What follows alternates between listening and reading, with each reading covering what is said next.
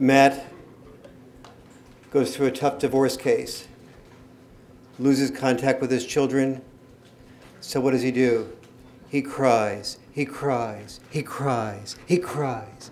No, Matt does the male way of grieving. He organizes, he protests, he confronts institutions, he sends people up to the tops of buildings. He and others risk their lives. But in the process, he is doing what is almost every movement needs, which is confronting institutional bureaucracy's lethargy. He knows instinctively that it's easier for an institution to rather than to ask for permission, you do what you need to do, and you ask for forgiveness. And there is no institution that is programmed bureaucracy that is programmed to question itself. It is programmed to remain secure. Instinctively, Matt used the process of grieving to physically confront and behave in a way that allowed him to both grieve and allowed us to have visibility and to have those of us who tend to grieve more in the female way of writing and thinking and talking about things, to have somebody who is able to bring to institutions and all over the world an awareness of our issues that was not there even in America before Matt did his confrontations with his organization and began to build it both in England and now spreading to the United States. I bring to you one of the most important change agents in male issues that this country has, even though he comes from England, Matt O'Connor.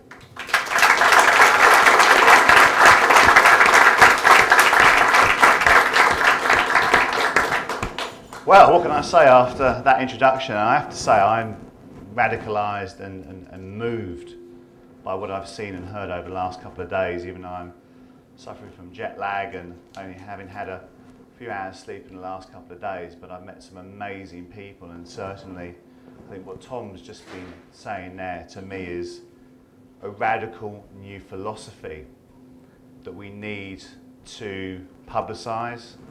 We need to translate this philosophy, this understanding of men and men's issues, and translate it into a mainstream phenomena. And we can do that. This wasn't what I was going to say, but I'm just so impressed. I'm so impressed. And last night we were chatting to, I think it was Ron Henry, and I think there's a kind of weird juxtaposition between the United Kingdom situation and the situation in the United States. In the UK, we have very high visibility. We're a brand name that every person in the UK knows. And we are infamous, if not famous, and probably notorious as well, though we live with that. Because the philosophy which I adopted and took instinctively was probably one that was something I inherited from my Irish side of the family. It wasn't a British response, it was an Irish response. And bless my late father, but he liked to fight.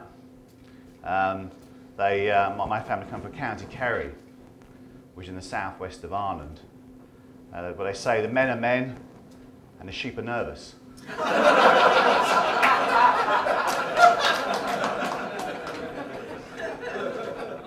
They're also famous for other slightly more social behaviour, which isn't always is slightly frowned upon by the rest of the country.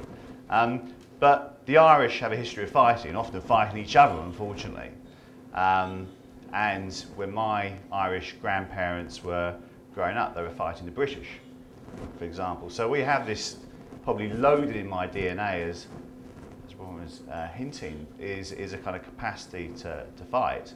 And my response to going through the court system, as it is still to this very day, is to not to sit and cry on my beer. I remember I went to a Families Need Fathers, which is a support group. And I went to my first meeting and I was kicked out after half an hour.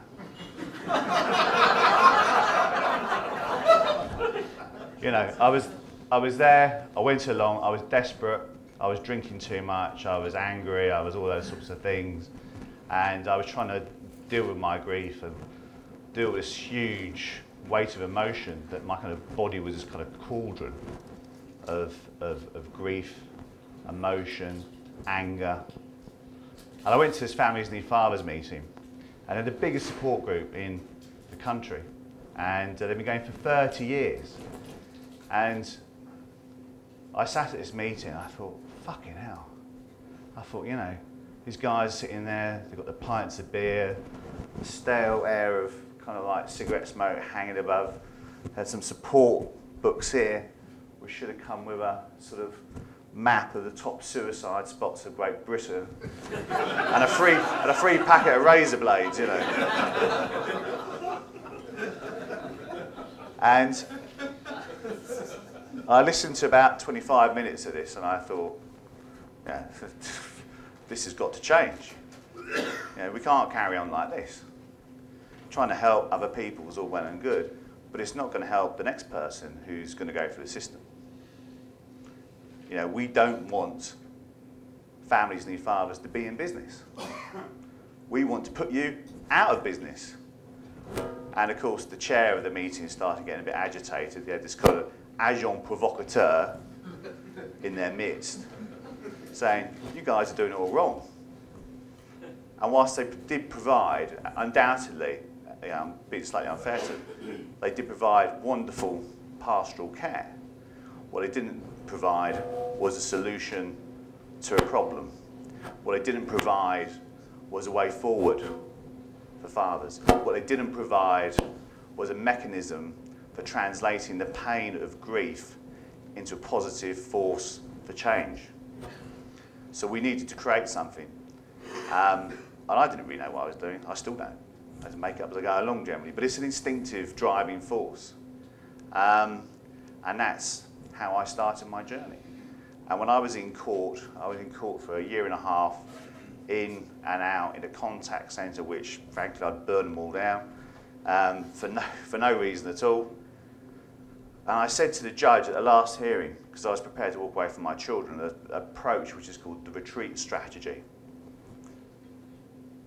And I said to the judge, I said, I will put you out of a job, come hell or high water, whatever it takes, however long it takes.